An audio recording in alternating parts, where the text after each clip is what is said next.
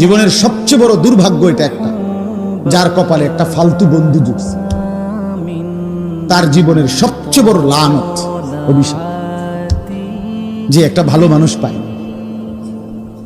ভালো একটা সঙ্গী পায়, এমন একটা বন্ধু তার কপালে জুটছে যে তারে সারাক্ষণ অশ্লীলতা, জিনা, ব্যভিচার, নারী, অসভ্য ছবি, মদ, জুয়া, নেশা, এটার দিকেই তার উৎসাহিত।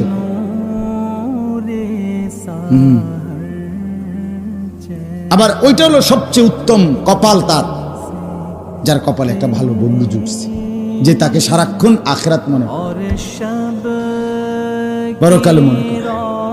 আল আখিল্লাউ ইয়াওমাইদিন বা'দুহুম লিবা'দিন আদুউন ইল্লাল মুত্তাকুন।